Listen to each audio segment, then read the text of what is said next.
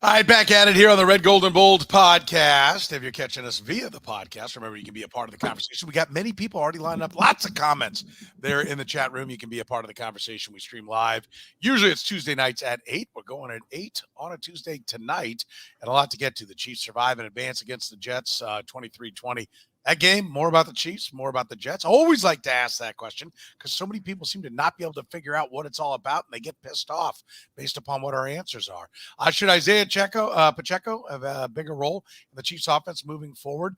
Will teams begin to put a spy on Mahomes to limit his rushing? How much confidence do we have in the wide receivers now? Can Jawaan Taylor's penalties ever be fixed? Will the Chiefs' offense be tops in the NFL when it's all said and done?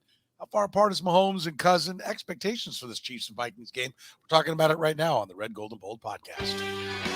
You're listening to the Red, Gold, and Bold podcast, the most in-depth analysis of the Kansas City Chiefs on planet Earth, breaking down the Chiefs like no one else can. Red, Gold, and Bold is hosted by Jeff Chadiha, Eric Eager, and Soren Petro. Jeff Chadiha is a senior columnist and on-air personality for the NFL Network and NFL.com. Eric Eager is the vice president of research and development for Sumer Sports. Soren Petro was the afternoon drive host of the program on Sports Radio 810 WHB in Kansas City. The Red, Gold, and Bold podcast is proudly brought to you by Gann Asphalt and Concrete, Kansas City's nationally recognized full-service paving and pavement maintenance contractor, making parking lot problems disappear since 1994. Free consultations, no commissions, in-house crews, and every project comes with a written warranty. Find them online at GannAsphalt.com or call 816-484-3338. Gann Asphalt and Concrete. One contractor, all things parking lot.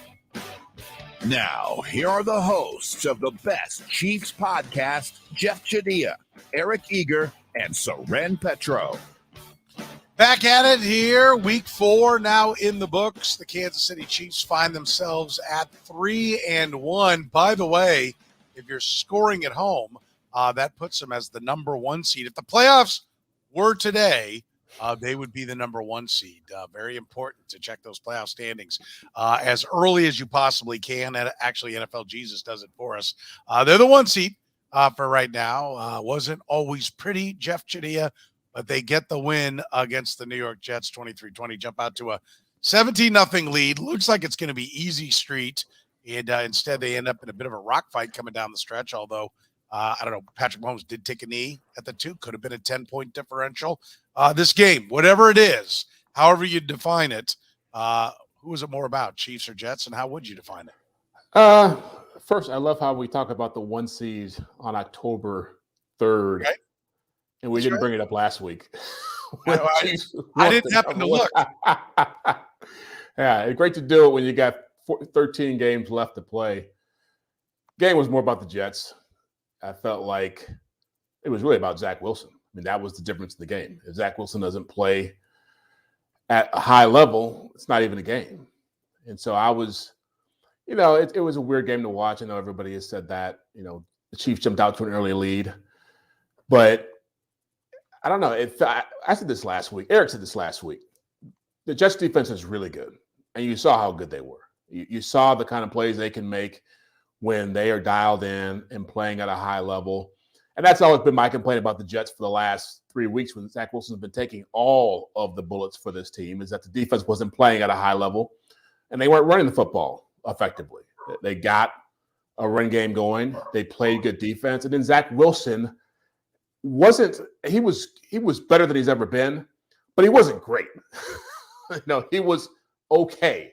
And if you get great defense, you get good run game, you get a solid Zack Wilson, you're going to have a competitive team. So I thought to be honest with you, it felt like as that game went on, it felt like it was a rock fight. It felt like there were moments when I watched Patrick Mahomes scrambling and making plays where you could see on his face, he was like, we're going to win this game. We're not losing this game.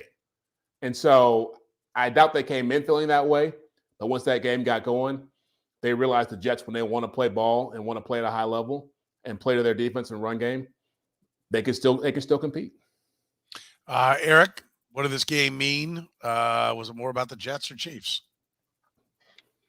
I agree with Jeff that I think Zack Wilson wasn't an embarrassment on Sunday, but he wasn't like, we're not talking about Joe Montana. I think it's a little bit about the Chiefs still struggle with some stuff. Now, you won that bet last week, but I think I was right? Like they had to they kicked rocks around all for 4 quarters on offense, and they did score 23 points. We're happy for them. It could have been 30 to your point.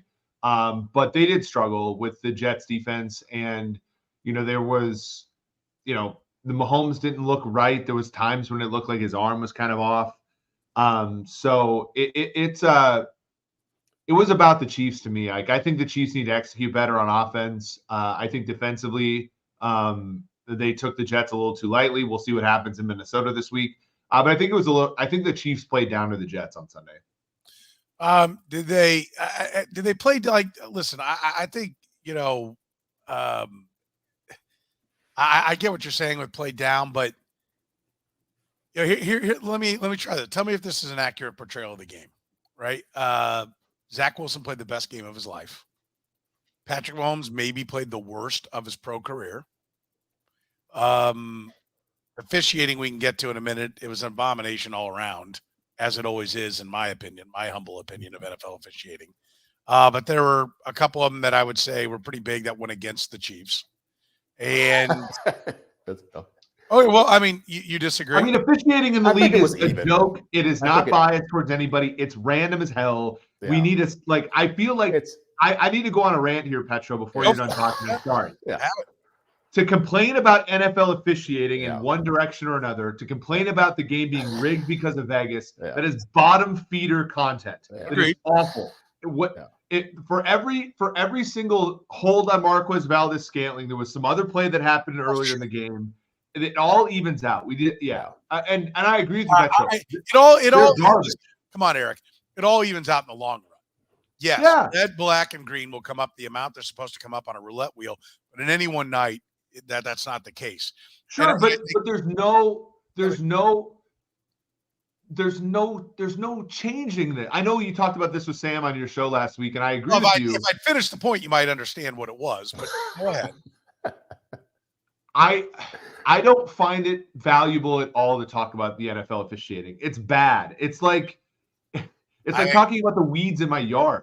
I disagree. I think it's the civic duty of anybody who covers the league to continue to point out how piss poor it is, and that ownership should take their head out of their ass, quit being cowards in the negotiations, and make it better. Now, we can do a whole podcast on officiating if you want. That's not my point. But acting like they're not out there, I'm wrong.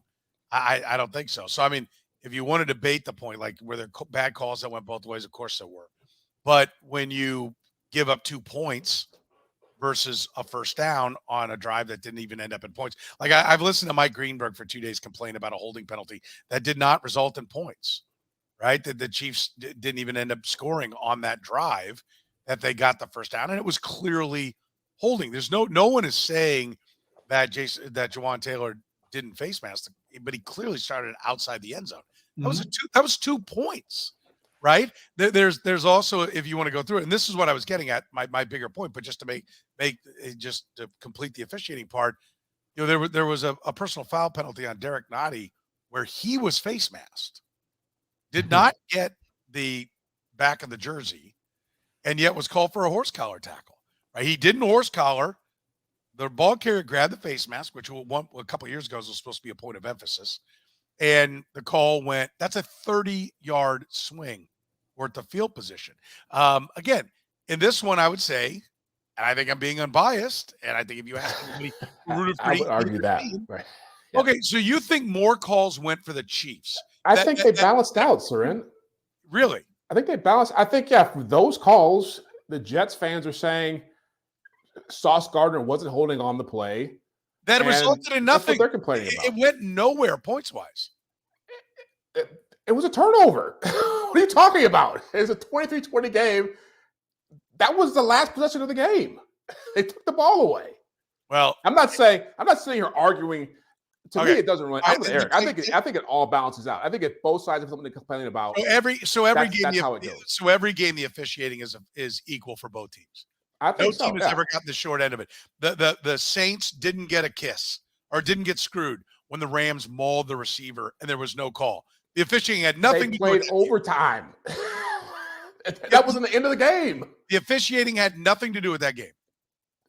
I guarantee if you go back and watch that game, there probably were other calls that went the Saints' way that they probably deserve to get. I just think it's always, whenever we do this, it's always, and it's every fan base does this. It's like they're out to get us. They're not on our side.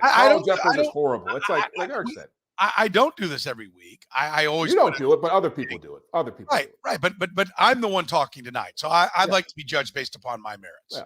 I think that's only fair, right? Yeah. So, like the jackasses on Twitter, have at them.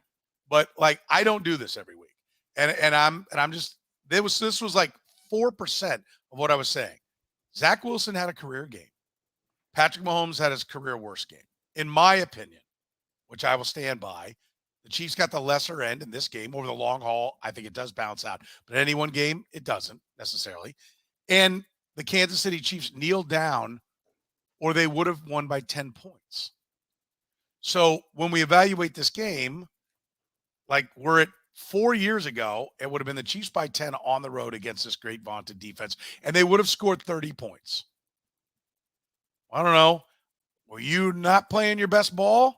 And your great quarterback has his worst day, and you beat the best, so-called best defense in football, which is what everybody called them coming into the year, by 10 points, I think that's actually a statement of strength for the Kansas City Chiefs.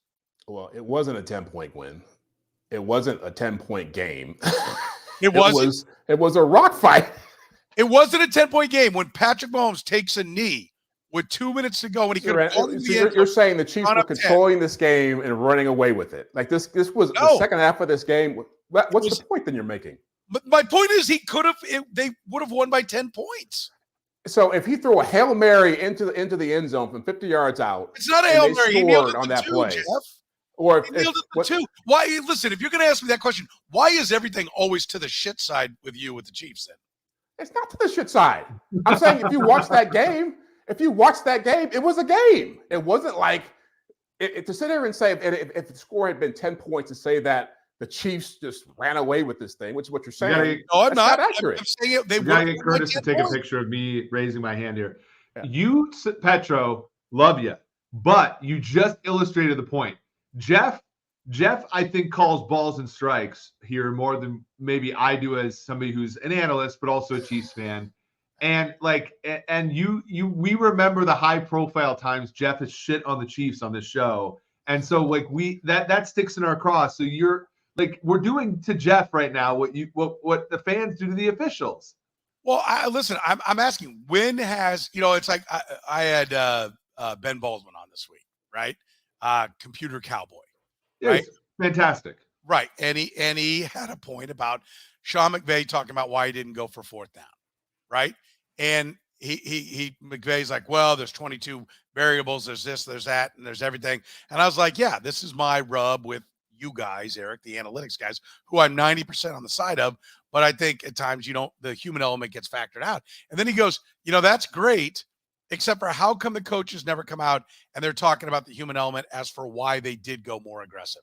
It's always an excuse to be conservative, right? Like, correct. To my point to this is, I'm with you. The officiating thing, I spend all the time on the radio going, listen, I don't want to hear about the refs because the refs will make you as much as they will break you in the end. In the long run, it all balances out. All I wanted to do was make a simple point that I think the bigger calls this time went against the Chiefs. The bigger point here is the Jets blow because good teams find a way to win and overcome it, which the Chiefs did. But I'm telling you that if you want to mark this and say these teams are 3 points apart, like in the grand scheme of things, you view them and there's only 3 points separating these teams, I'll vehemently disagree. I think the Chiefs are double digits better than the Jets. And I'm simply pointing out how I think this game very easily could have been a 10-point win. And I think we do measure it by points on the scoreboard. So I'll acknowledge it was a 3-point game this time.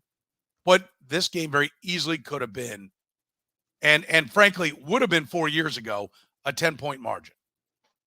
But it wasn't. That's the whole point I'm saying. That's what we're talking. We're talking about the game that was played.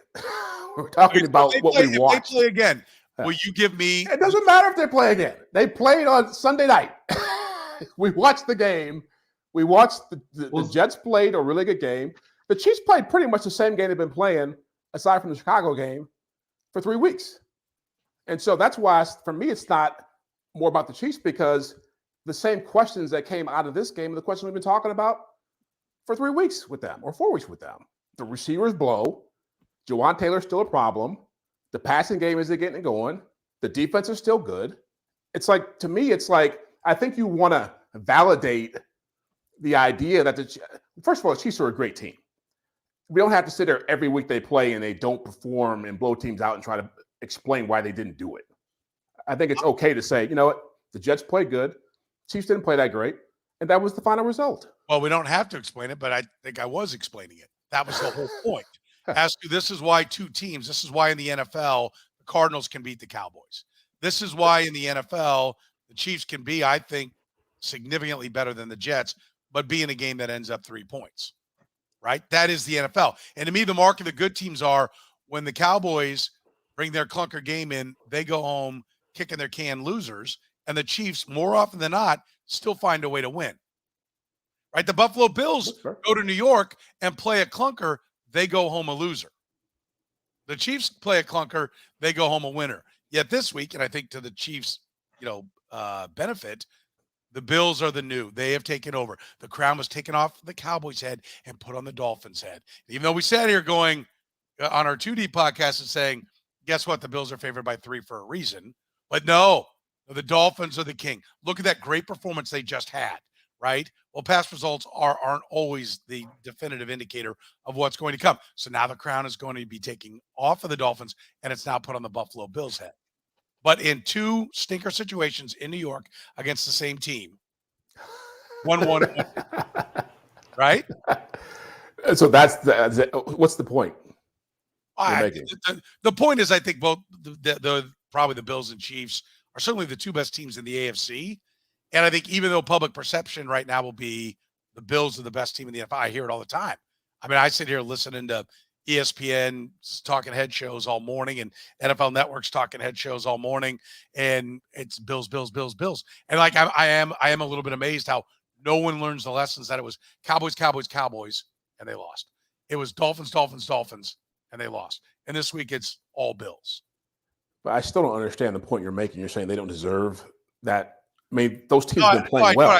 Yes, that's part of it. What they're getting talked about. They don't deserve it. And I think conversation should be spread around other teams, because what you did last week is not the defining moment of who you are. Oh, Soren, look, Eric knows this. I think Eric's over there like getting his bets down for next week. He's doing to me what I was doing to him last week when he was talking about, when you guys were talking about 4th down calls. Soren, you know this. To sit here and weigh what is being talked about on ESPN is a waste of time. That's all about what's going to create the most buzz. So the Cowboys, what's that?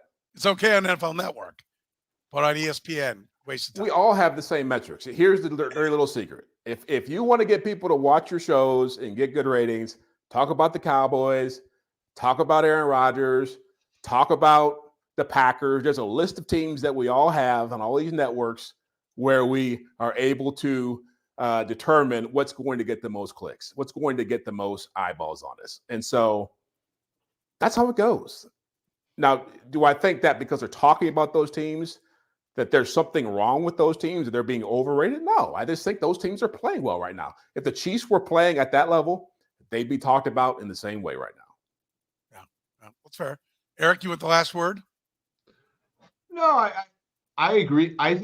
There's an interesting, when somebody said, can't remember, said like, are we gonna talk about what we learned from the game? Like, there's not that much. Like, there was, and I'll rip on Jeff's network. Like Kyle Brandt, like going off about the Dolphins and how no one revolutionized football. There's not that much information packed in one game. I'm just like, The Dolphins were just the Dolphins, and they got their ass kicked by the Bills. It happens, right? The Chiefs lost to the Colts last year and then won the Super Bowl. Like these games don't have that much to them. Like the Jets, sunshine lit a dog's ass in Zack Wilson. The Jets were in that game. It was fun. Taylor Swift was there. More importantly, Blake Lively was there. And we're all happy that the Chiefs ended up with a win. Okay. We're all happy the Chiefs ended up with a win. Yeah. Okay. There's not that much more to it. And the refs suck. And I agree with you there, Petro. But Okay. they suck equally. We're proudly brought to you by GAN Asphalt and Concrete, serving the entire KC metro area, nationally recognized full-service paving and pavement maintenance contractor, making parking lot problems disappear in Kansas City since 1994. If you're a business or you're a business manager, you own a business or a business manager, you need any work on your parking lot, make sure you tell them. You heard about them here on the Red Gold and Bold podcast. You can find them online at ganasphalt.com. What does the performance say about the Chiefs defense, Jeff? I mean, I'm going to be positive about this because really, if I wanted to be negative, I could say Zack Wilson had a great day when nobody thought he could do that.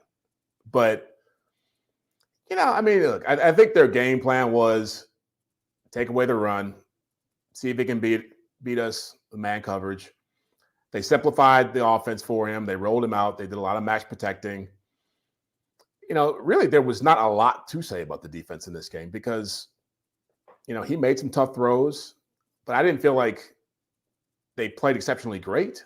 I feel like it was a very limited game plan that the Jets put together to help Zack Wilson play well, and he played well. I mean, I don't think it was in any way an indictment of the Chiefs' defense in any way, but again, I feel like Zack Wilson just played out of his mind and just had a day. Eric, I do like that one comment. Maybe Nick Bolton offers a little more than people realize. I think he's looking at you right there. You're always running down Nick Bolton. Are you? Nick Bolton was the reason the Chiefs gave up 20 to the Jets. Nick Bolton. Yeah, I'm just the messenger, man. I just put up what the people are saying. So Breece Hall had one good run all game. Dalvin Cook looks like dust. I mean, no. I like Nick Bolton. He's a good football player, but I'm with Jeff here. Now, that was for fun. The defense overall. I mean, as I look at it, they put a game plan together based upon how Zack Wilson and the Jets have played for 3 games, and that was. Yeah. They have to run the ball. We're not going to get beat on the run. And other than one run, they did not. And go ahead, we'll single cover all your receivers because this kid can't make a throw.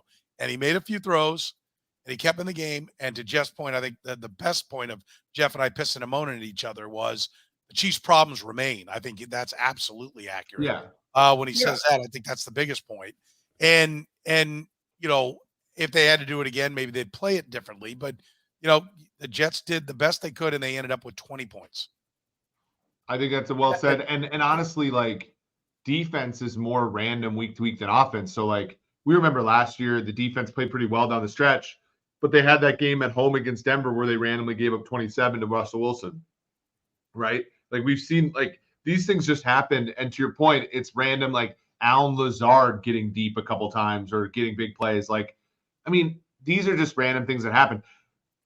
The thing that Jeff said that is right is the offense. I mean, you still have the Jawaan Taylor thing, I think, is fundamental. The Donovan Smith thing is fundamental. And when I mean Donovan Smith, he's just limited. And then the wide receivers are just we need more out of the wide receivers.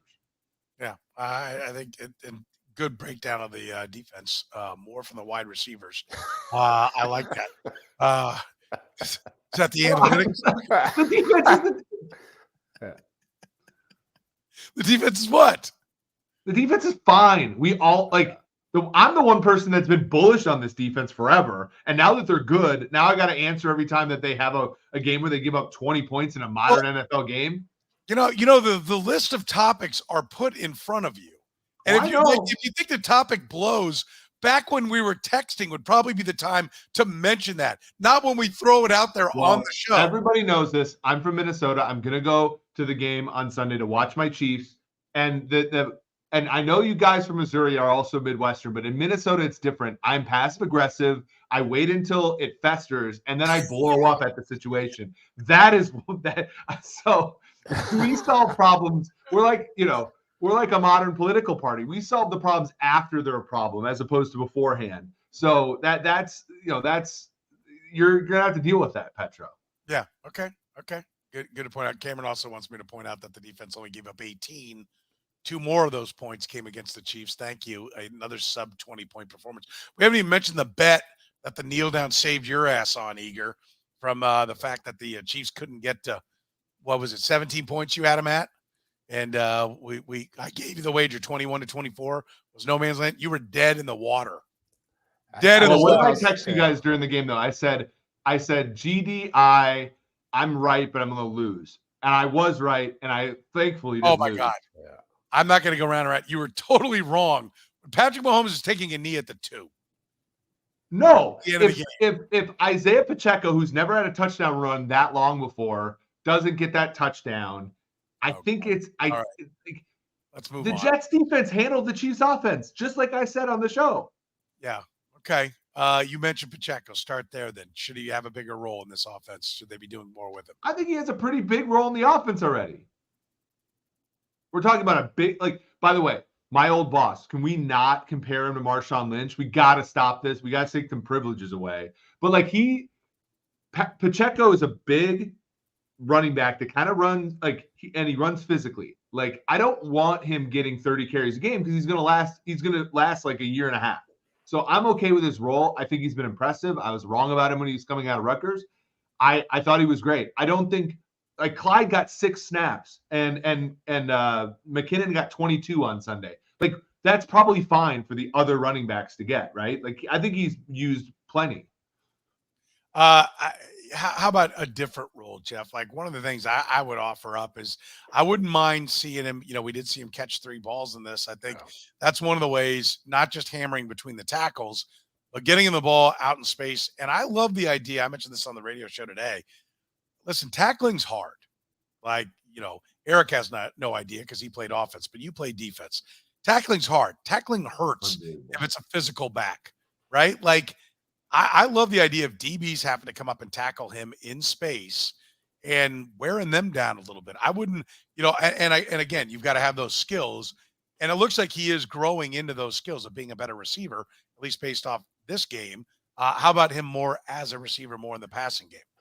Yeah, I definitely think that he needs to evolve in that role, and they need to lean on him more in this transitional period, this whatever developmental period, however you want to refer to the wide receivers.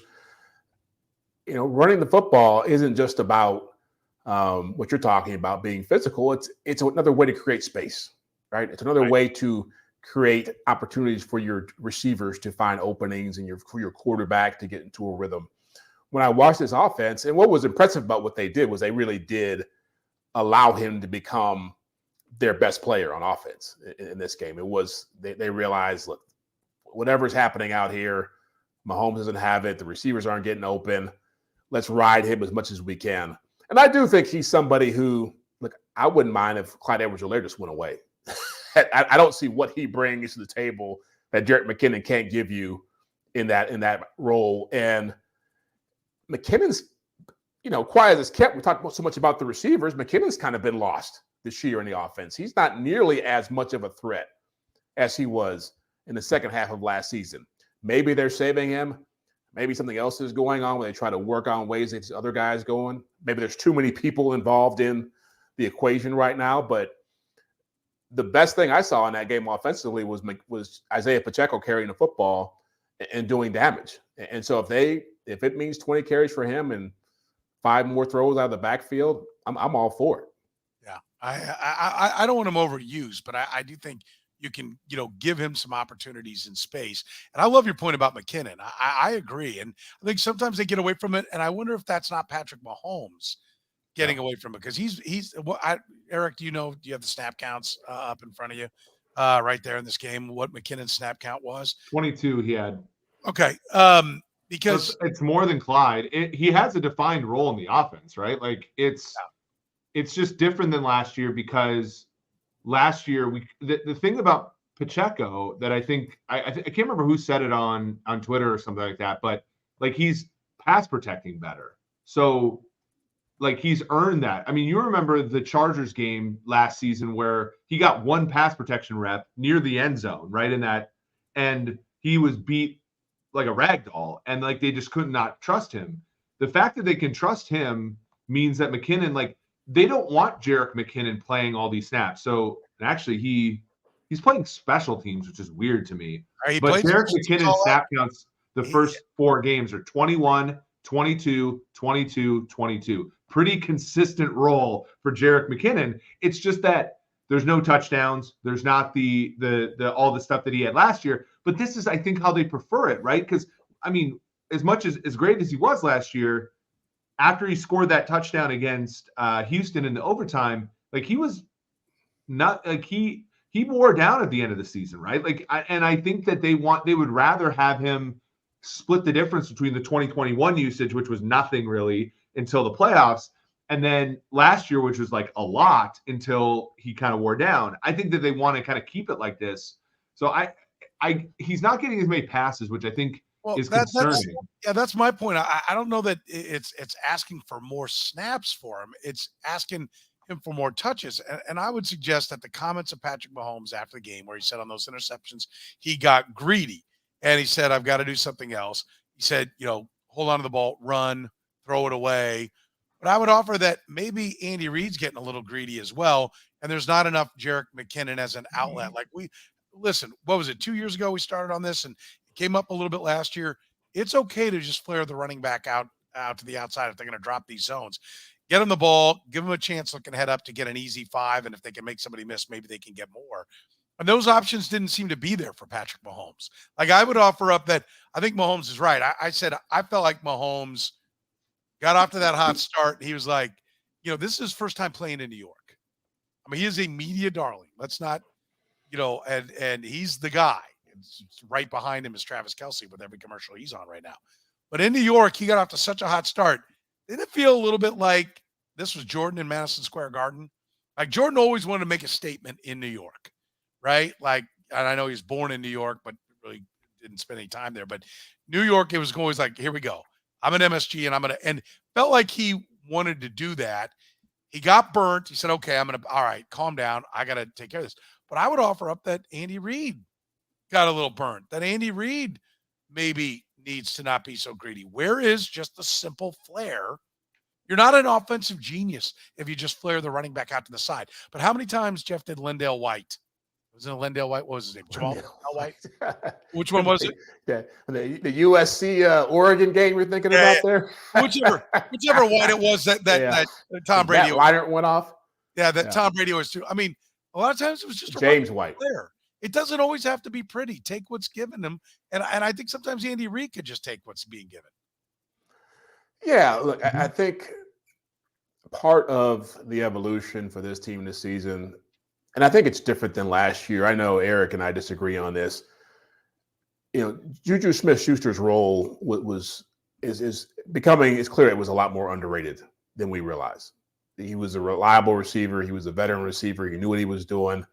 Mahomes trusted him. I feel like this offense, Mahomes is trying to figure out who he can trust. And I feel like part of what you're saying is they're operating as if, we have all these receivers we can do all this stuff with, and we can make all these plays and all. And they got to start looking themselves in the mirror and start saying what we're saying, which is these guys aren't that good.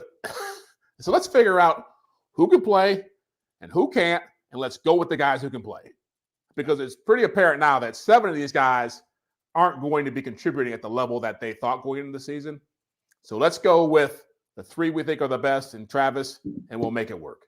Because that's the bigger problem. They're operating as if these guys can do things that they clearly cannot do. Yeah, I think that's a fair point. I'd also like to point out there's some talk, listen, I think a lot of us feel like Michael P. Ryan's at least as good as Clyde Edwards-Helaire, but you cut Clyde Edwards-Helaire, you gain nothing cap-wise. In fact, you take on a little bit of a cap hit. That's part of the reason he's on the team. You're basically stuck with that. They've only got $5 million under the cap. Guys are going to go on the IR, and they're going to need cap space when they bring guys up and have to add a new minimum contract there. So it's not just as easy as which guy's better. There is the cap part of the equation, because I've seen a number of comments about that there in the chat room. How about the spy aspect, Eric? Why aren't teams spying Patrick Mahomes? I mean, I've got my theory, but, it does seem like he kills teams running for first downs as much or more than Alex Smith ever did. Oh, yeah. I mean, Alex was a great athlete, but the reason you could spy Alex is because Alex wouldn't kill you in the passing game the way that Pat does. I mean, if you take a linebacker out of the too high stuff, the stuff that is hurt offenses across the league that they use sometimes against the Chiefs because the Chiefs kind of broke it. Like this, it requires people in different zones, right? The Chiefs, as Sam said on your show, I think last week, kill man-to-man coverage. So if you're in a zone and you take one of the players out of the zone and have them chase around Mahomes, it just leaves more open space. And one of the things that this team struggles with is getting the ball to getting receivers into open space. Guys struggle getting open on this team. And so if you spy, you just leave more of an opening for players who are struggling. So I think teams are more willing to allow Mahomes to run because the other part is it's not, for the most part, it's not like an explosive play. It's a pickup N+1 yards when it's 3rd and N, right? And whereas the passing game in theory could be more explosive. So I think they're just making a calculated gamble. Yeah, we see it everywhere. I mean, Duke lost to Notre Dame because they gave up about a 17, 18, or maybe even longer. I can't remember how long that scramble was late in the game that they gave up to the ND quarterback. I mean, it happens because the passing games are so good, right, Jeff? I mean, and Mahomes in that passing attack, what Eric said is right. Like, pick your poison. What do you want to die by? Well, it's not getting beat over the top for one play. At least Mahomes has got to run a bunch of times to get him down the field. Yeah, it does. But I think just like offensive coordinators can get lost in their playbooks and all the things that they want to run, defensive coordinators can do the same thing with schemes they think work well, and things they want to run, things that they're comfortable with. And sometimes you got to get out of – I think when you play against Patrick Mahomes, you have to get out of what you think is your strength and get more into what's going to work situationally. And the Detroit Lions did a great job of that in the first game. Whereas they were playing a lot of man coverage and he was getting out and getting free and running around. In the second half, they started playing more zone, putting more eyes on him. And really, it starts with your pass rush. If you look at, I always laugh when the Chargers play the Chiefs because Joey Bosa is notorious for just, furious pass rush. And he goes flying past Mahomes. Mahomes steps up into a lane and takes off. It's like, at what point does he learn that maybe it's just better to be a more controlled pass rush? And keep him in the pocket. And when teams do that, the Bengals do a great job of that. And the Bengals actually spy him with their defensive linemen. They'll fake rush and they'll pull back and they'll watch him. And so that's really how you handle that. But to his credit, he's got, he's developed a great knack for understanding when their teams are playing man and they turn their backs, he just takes off. He's not even wasting a second thinking about it. And how defensive coordinators haven't figured that part out, like that 3rd and 22 run he had, perfect example of that. I mean, you have to know that's a possibility for him. And maybe people disrespect his speed or his athletic ability and think if he's running, that's what we want. But he's proven that he'll kill you if you allow him to do that. I do think, the point about the wide receivers does come in here. If they're no good, why is everyone paying so much attention to them? That's exactly. Well, because I think that there's always this like notion that he's the MVP and they'll figure it out. I mean, last year, the receiver, let's back up. Last year, week 3, I remember I went to that game in Indianapolis. I'm watching that game and Mahomes doesn't trust the receivers at all, right? That was, when he was bailing out and a lot of that was Buckner and a lot of that was Ngakwe and but at this time last year, you could have said the exact same thing about the wide receivers. And what happens? It came around, right? It was McKinnon. Like at this time last year, McKinnon wasn't doing anything, right? At this time last year, Valdes-Scantling hadn't done much and still didn't do a ton. Juju had his moments, but he wasn't great until kind of that middle third of the year. And I think that if you're an NFL defensive coordinator, the moment you start to doubt Mahomes is when you get gashed, right? And we've seen that, right? Remember in 2021, their offense is struggling. It's like 19 points against Dallas, all this stuff. And Gus Bradley waltzes into Vegas and runs cover 3 and Pat puts up 45 on him, right? Like, I think that this offense, everybody has this respect for Mahomes. And even though we're not seeing the results, I think some of that part is baked in. The fact that defenses are still giving up the run to the Chiefs and still giving up the running back to the Chiefs and all this kind of stuff is because they know even though these aren't the most talented receivers of all time, if you relent at all in your pursuit of stopping Mahomes, you are going to get gotten by Patrick Mahomes. And I think that that's just, and they just know that against Patrick Mahomes, none of your options are good.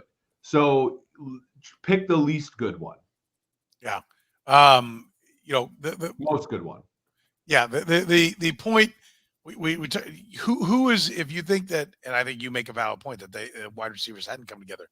Who does it come together with now? Who do you think is the one that's going to emerge then, Eric? Jeff, who do you got? Where you think first of all, Jeff, do you agree that's going to come together with the wideouts? They'll get better. They'll get better because they got the best quarterback in the league and they got a great offensive mind, one of the best coaches in NFL history. But the question is, will they be at a level that allows them to win a championship? I'm not certain about that part of it. I feel like it's time to really be honest about what you have here. I was on the radio this morning talking with the morning guys on A10 about this, and I said, let's go down the list of receivers, and you tell me what you think. We went to MBS and Sky Moore and Kadarius Toney, and really, you have to eliminate Sky Moore and Kadarius Toney from the conversation right now. Like they're non-factors. Richie James is a non-factor. Justin Ross, as people have just said here 3 or 4 times in the comments, is a non-factor. So now you got 3 guys: Justin Watson, Rashee Rice, and MarquezValdes-Scantling. MBS is a deep threat only. Rice is a rookie, and Watson is limited.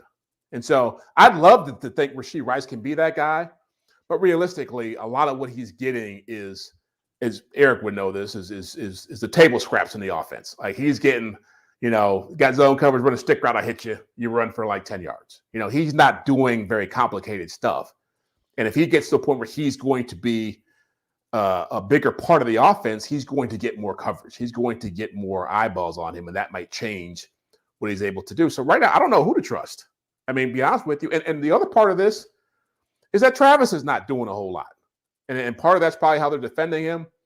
Part of it's probably he's getting older, but he's not, he's not dominating the way we're used to seeing him dominate. And it's affecting everything they do offensively. Eric, you wanted to comment on that. Yeah, I mean, I agree with what Jeff's saying. I'm actually looking this up. Like I used to, obviously, you're looking at like Noah Gray is playing like 48, 60, 45 snaps. If you look at Blake Bell, a season ago, there was a lot of Jody Fortson. In the offense now, you're getting Blake Bell. I mean, 21 snaps, 32 snaps for, you are seeing a lot of that 13 personnel that became characteristic of the Chiefs last year. Like, I think that's a left hand that they can have here, which is to say wide receivers aren't that great. But Jeff makes a great point. Travis isn't healthy yet. Like, and it does not look explosive for him. The whole thing about the 13 personnel last year was like, let Noah Gray do the dirty stuff. Let Blake Bell and Jody Fortson do their thing. They don't have Fortson this year. And then, and have a guy like Juju and have a guy like Travis be the 2 bookends for you. I think Rashee Rice is that guy. The one question you have to have, though, is they've never really had, other than the bouts that Tyreek Hill had with dropping balls, they have not had a guy like I call him like Terrell Owens types. Terrell Owens, wonderful wide receiver, body catcher, right? And drops. But I think that the Chiefs have to be willing to put up with drops if it's a guy that gets open. And I think Rashee Rice gets open. So I think he's part of the solution. And if you can deal with the drops, I think that he's going to be the solution at wide receiver. Yeah, I think so too. And Andy Reid is not bashing him for the drops. He keeps pumping him up and acting like it's, he just looked away from the ball. He's just got to look the ball in. He seems to be coddling or promoting, trying to build up the confidence of him. I do agree. What do you make of, by my count, Sauce Gardner spent a lot of time on MVS? Right? Like that's where they thought the threat was. I mean, I think it's reasonable, right? Like if I misdiagnosed it. I thought that Sauce was going to go on Travis and then they were going to do something else. But as much as people like to dig on MVS, and I get these pot shots on Twitter all the time, we get them in that. But like, he is the one player who has a skill in this offense that other teams respect. And, and it's frustrating that when he tries to go up and get a ball, it's kind of a 50-50 thing. Like he dropped the one that ended up being a safety. But he is one that they do respect, and he has length. I mean, the thing with MVS is if you put a Mike Hilton on him, he's going to kill Mike Hilton. He did both Bengals games. So he is somebody that defenses have to respect, which is, again, why Rashee Rice should be the player that ends up getting run in this offense. Yeah, I think it's time to make Sky more a slot guy and only a slot guy, right? Like that's one thing that might help is let him run the underneath, the drags. But I think they keep wanting him to be this all-around receiver that I don't think he's possible at being. But it's definitely still a work in progress. I think we didn't get any answers about the wide receiving core in this game. That's for sure. So they remain a work in progress. If your parking lot is a work in progress, why risk accidents and liabilities there? You can get your parking lot restriped today. A brightly striped lot will cut down on accidents and keep your parking lot as safe as possible. Let GAN Asphalt and Concrete take care of you and your business. Call 816-484-3338. Find them online at ganasphalt.com.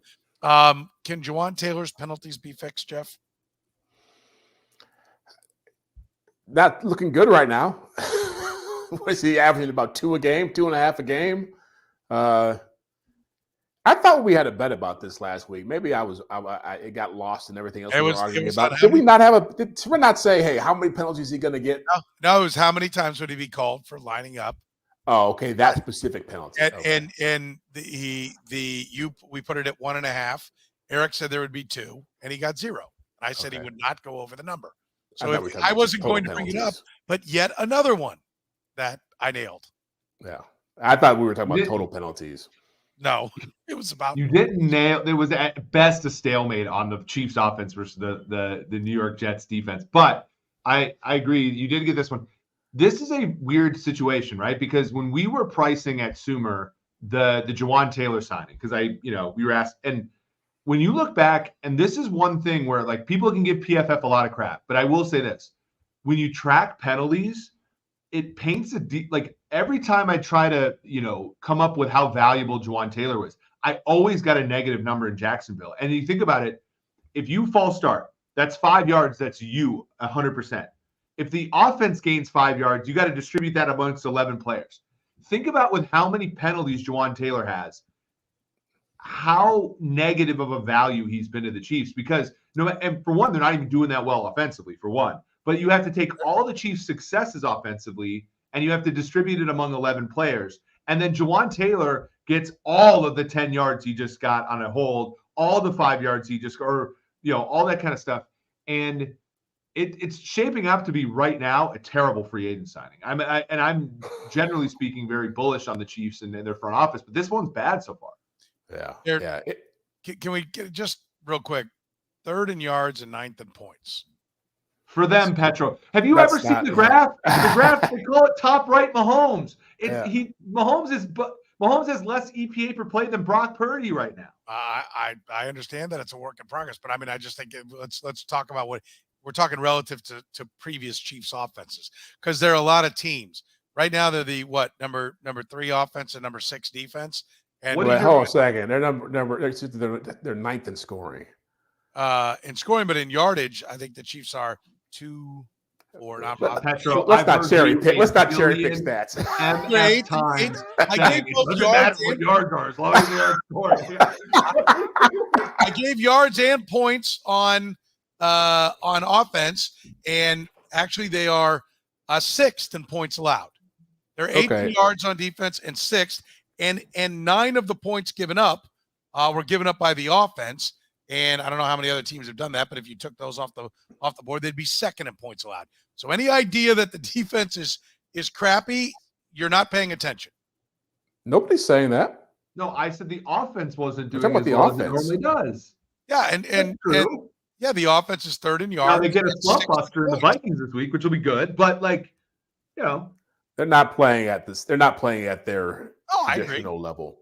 It's usually they're 1-1 or 1-2 or 2-1. Yeah, they're averaging 25 points a game, and the Bills and the Dolphins are at 35 points a game. There's like 4 or 5 teams over 30 points a game. This is the worst. Yeah, anybody that's played the Broncos is averaging 30 points a game just by math alone, right? Yeah. But Mahomes is not anywhere close to the numbers he's put up in September. It's not even. I looked it up. I got my GAN pen out and my GAN paper out and wrote it all down for one of the topics. And They averaged his first season 36 points a game through the first 4 games. Second season, they were 34 points a game through the first 4 games. 2020, 29 points. 2021, 33 points. 32 points last season. They were 25 points a game. This is not an offense that is humming. It's clearly a work in progress. But Jawaan Taylor, can it be fixed? I don't think I'm there. I don't think it's going to be fixed. I think he will have penalties every game of some sort, some fashion. I think it's hard to go from being a guy who's relied so much on a technique that's helped him through the first 3 or 4 years of his career to having to lose some of that. He wasn't getting called for it because he moved his ass up and he wasn't kickstarting 2 seconds before the ball was snapped. And so now that he has to do that, and he struggles with speed. That's going to be a problem. And people who watch that game, every opponent who watched that game who has a speed rusher, get ready, Jawaan Taylor, because it's coming your way every time they line up against you now. So, yeah, I think it's going to be a problem. He's going to get a hold. He's going to get a false start. He's going to do something that's going to hurt the team every game. And it's fine if you have those offenses that I just mentioned. It's a bigger problem when your margin for error, when your receivers aren't getting open, your tight end is hurt, and your quarterback is not trusting the things that are available to him. Well, I also think it's chicken or egg. Like, they are that offense because, I mean, you look 32-25. What is that? 7 points. That's one drive. That is a drive killed by one of these bullcrap penalties by Jawaan Taylor. Like, these things add up, and they just don't have they just don't have the leeway. Now, it's interesting because the Chiefs, not necessarily Mahomes' first year but since 2019, this is the month where they start to like have their little, dip, right? Every single year in October, it'll be interesting to see as they transition into this like dynasty era. Do they become more like the Patriots and struggle in September and come on in October? Because usually Jeff's point is correct. They've been but even in 2021, where their offense was down relative to normal, it was great in September and then terrible in October and parts of November. It'll be interesting to see like if they can flip that script, because if it goes down like it normally does, I mean, this might be a difficult month for the Chiefs. So how about it? Can this offense be number one, Jeff?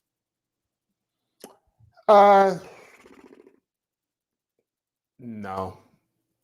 It could be top 5, but to be number one, looking at where the firepower they have in Miami, what they have in Buffalo, what Buffalo did offensively, defensively it was amazing, but what they did offensively, like Josh Allen is playing at an amazingly high level compared, which we all took a big dump on him in week 1. Oh, he's been lights out since then. Isn't it amazing? Because his career was over and the Bills' window was closed after. Yeah, I forget. Somebody said that. Yeah, that's right. Somebody said that. It wasn't me.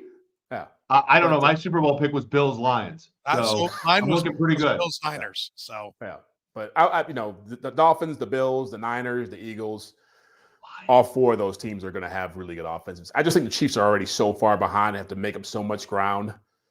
I don't see where they're going to. The explosive plays aren't there. I think to be a top-ranked offense, you have to have a really good, consistent stream of explosive plays. And this offense right now is not built to do that. And that, by the way, is an NFL trend, right? So, when scoring has gone up because of teams like Denver, who had just started an absolute sieve. But like, if you look at explosive play rate versus success rate is kind of at league averages, over the past few years. It's the lack of explosive plays. So defenses are making them do that.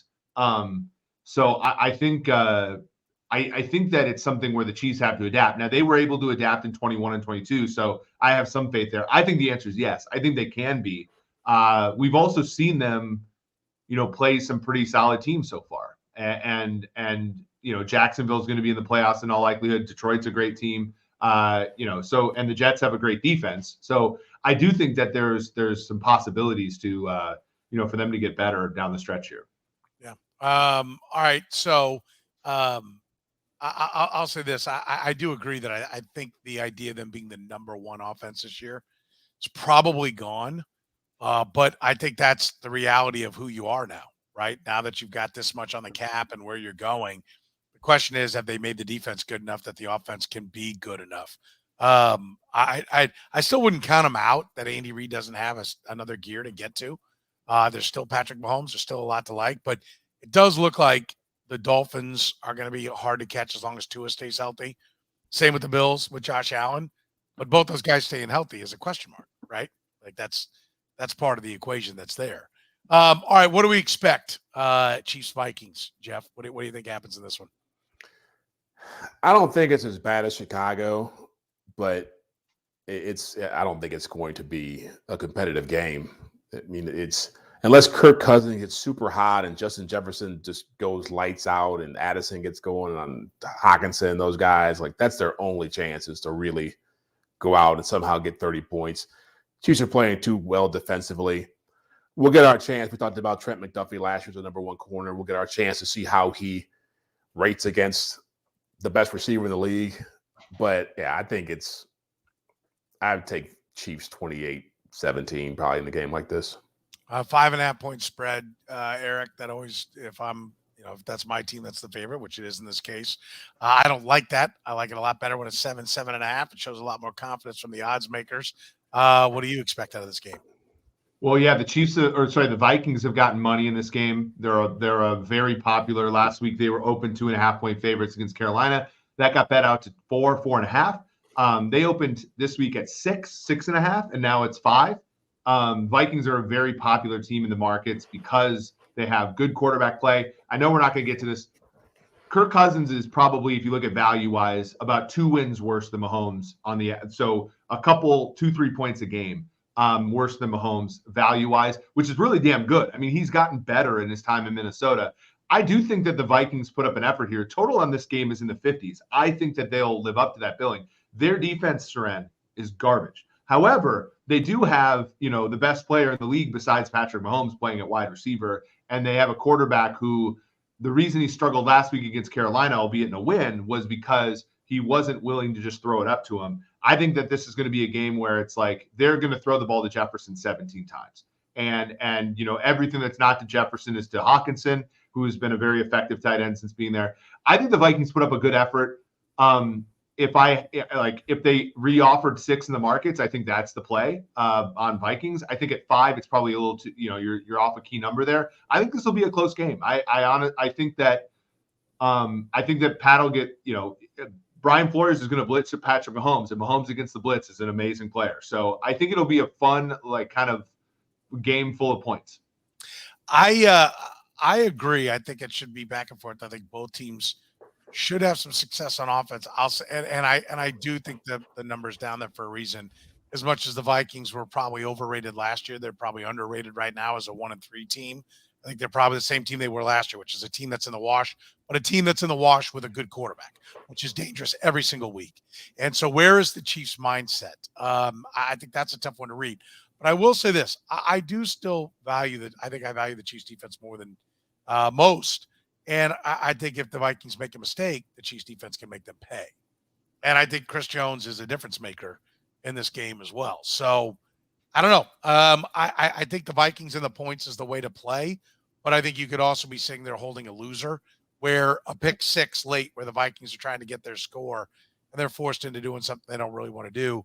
That ends up being an issue, right? Like I'll take the Chiefs. I think this is that time of year where the Chiefs are still working things out. And I know there've been a lot of times, we were in a stretch a couple of years ago where I kept calling for the blowout and it would never come, right? I'm not calling for the blowout here. I'm calling for the tight game here. Wow. I think that's where this one is. I think we're up there in the points. I think it's like 31-27 Chiefs. A touch instead of a field goal, down 3, final drive, they get a touchdown to win by 4. And with not much time left for the Vikings to do anything. I think the Vikings and the points are the play. I think the struggles that the Chiefs are having though right now may make them tougher to beat because I think Andy Reid's going to have to gear down and going to have to do some simple things that make it easier on his quarterback and on his receivers while that builds up. You may get a smarter game plan, a more within the limits of what his team can do game plan on the offensive side.